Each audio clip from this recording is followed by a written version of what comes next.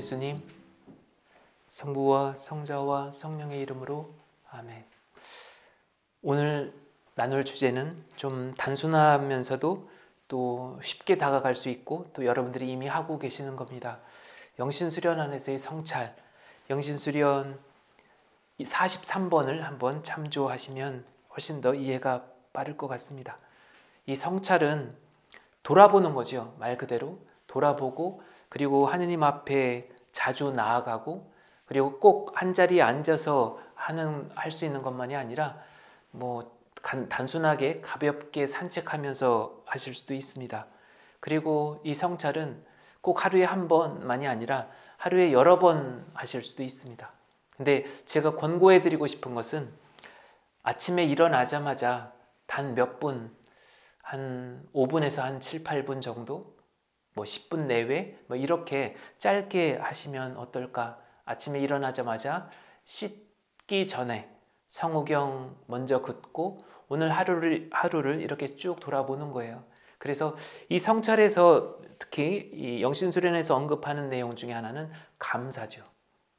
저만이 아니라 그 어떠한 가톨릭 교회 안에서 기도에 대한 언급을 할 때 가장 먼저 언급하는 것이 감사가 아닐까 합니다.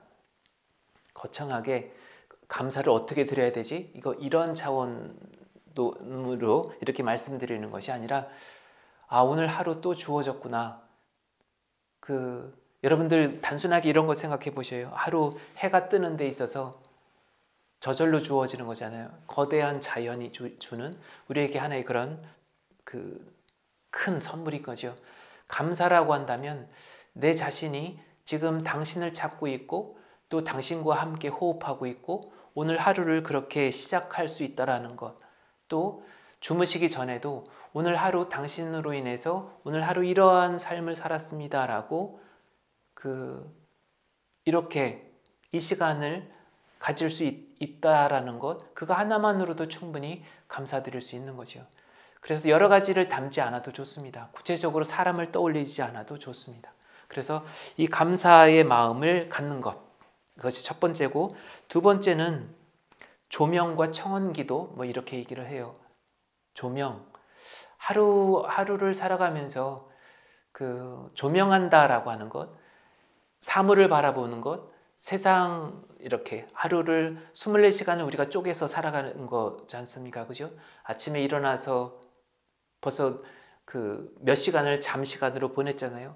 그리고 또 나머지 시간을 또 쪼개서 아침에 일어나서 오전에 일과를 시작하고 또 점심 식사, 오후 시간, 또 저녁 시간, 또 저녁 또 주무시기 전까지 시간들 이렇게 쪼개서 시간을 쓰는데 그 순간순간을 늘 주님께서 원하시는 삶, 또 그러한 삶에 있어서 내 자신이 온전히 아까워서가 아니라 온전히 나 자신을 도구로서 나 자신을 준비시켜 나가는 그런 거죠.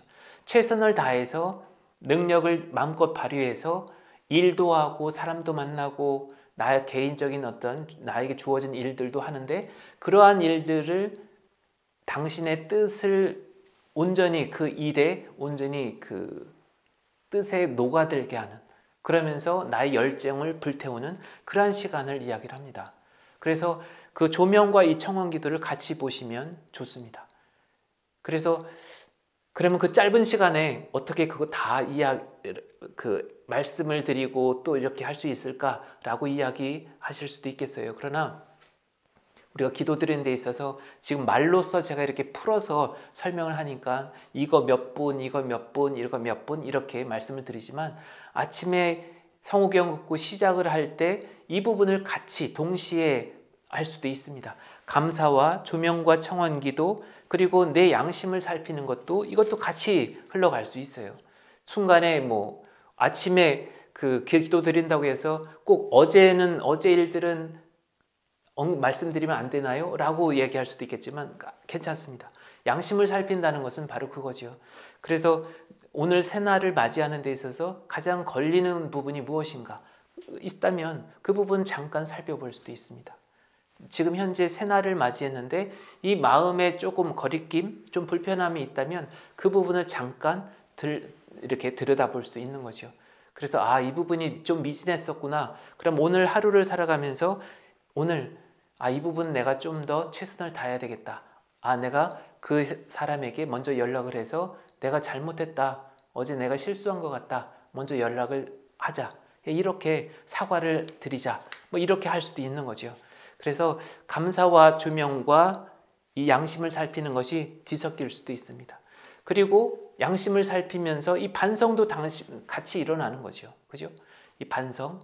그러면서 내 자신이 좀 더 최선을 하지 못했다라는 것이 있다면 먼저 찾아갈 수도 있고 연락할 수도 있고 아니면 기다릴 수도 있고 좀 더 내가 그 사람의 마음을 헤아리지 못했었구나. 내가 좀 경솔했다라고 한다면 그 부분에 있어서 다음에는 좀 이 부분에 있어서 내가